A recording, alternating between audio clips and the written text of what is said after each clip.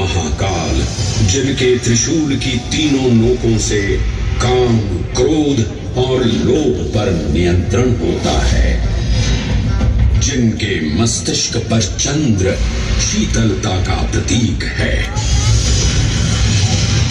और जिनकी सवारी नंदी के 4 चरण सत्य, दया, दान और तप का चिन्ह है।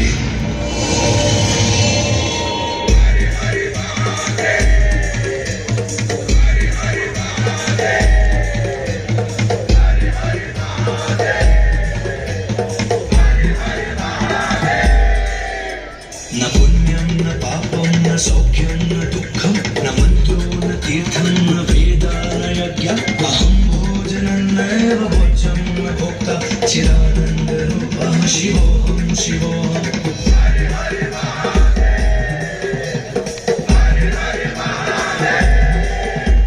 अहं निर्विकल्पो निराकाररूपो विभुत्वान् च सर्वत्र सर्वेन्द्रियाणां न चासङ्गतं नैव मुक्तिर्न मया चिदानन्दरूपः शिवोऽहं शिवोऽहं चिदानन्दरूपः शिवोऽहं शिवोऽहं चिदानन्दरूपः शिवोऽहं शिवोऽहं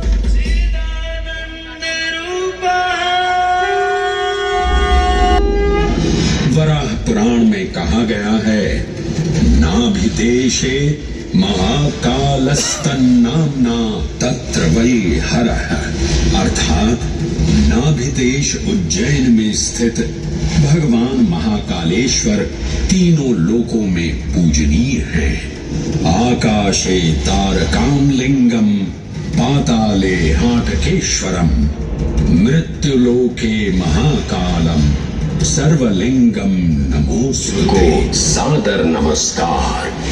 नाभिदेश उज्जैन का अटूट बंधन है महाकाल के साथ, जो महाकाल स्तोत्र में उल्लिखित है। उज्जयिन्यां महाकालम महाकालेश्वरम हरम महाकालम महायोगिनम नमामि पार्वती पतिम। तो चलिए मैं आपको कथा सुनाता हूं। स्थली पद्मावती, कनक श्रृंगा, स्वर्ण श्रृंगा, प्रतिकल्पा, कुमुदवती और अमरावती के नाम से पुकारा गया।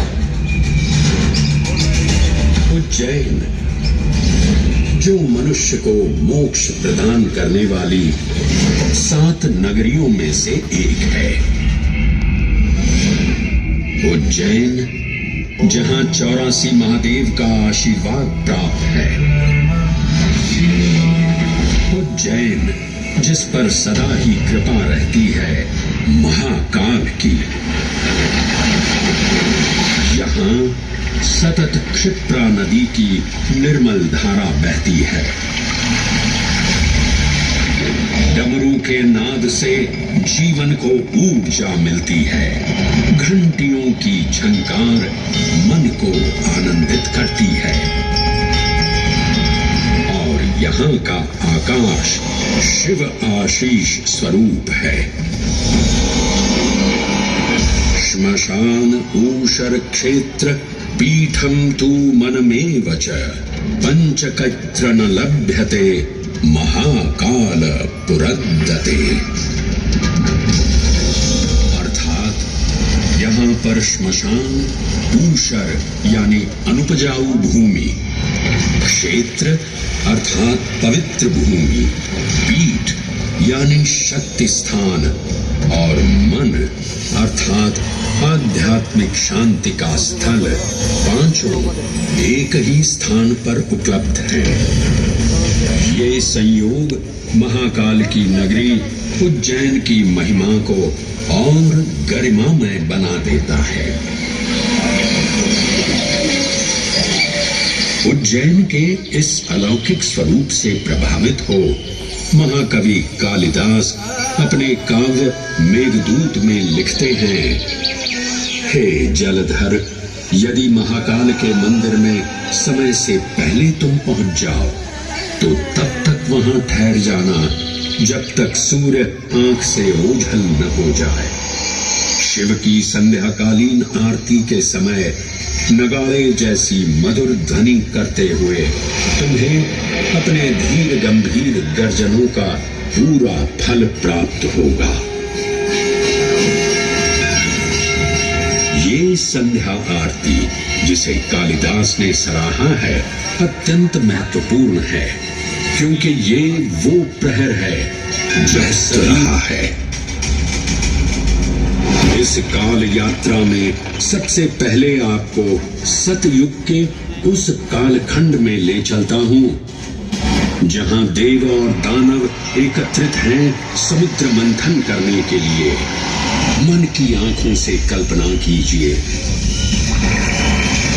पर्वतों को मथनी बना सागर को मथ रहे हैं कि तभी जल का पाप कालकूट विष निकलता है और पूरी सृष्टि को अपने ताप से झुलसाने लगता है।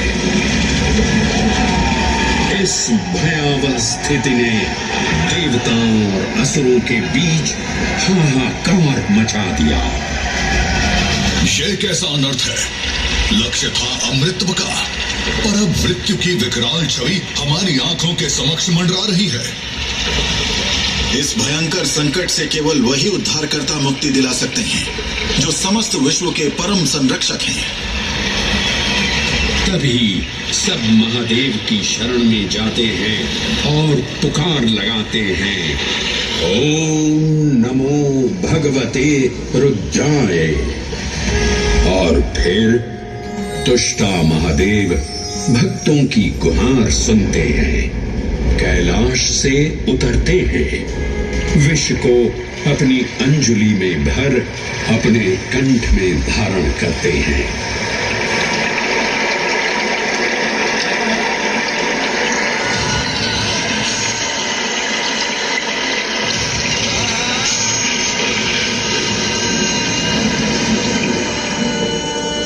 अंततो गत्वा सागर मंथन से अमृत कलश प्रकट होता है।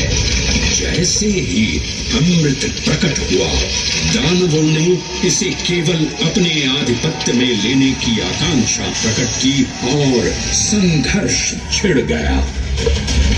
आज यदि हम इस अमृत को प्राप्त कर सकें तो हम देवताओं पर हमेशा के लिए प्रभुत्व स्थापित कर पाएंगे। अमृत अपात्र हाथों में ना जा पाए, क्योंकि ये अपनी शक्ति का असीम दुरुपयोग करेंगे।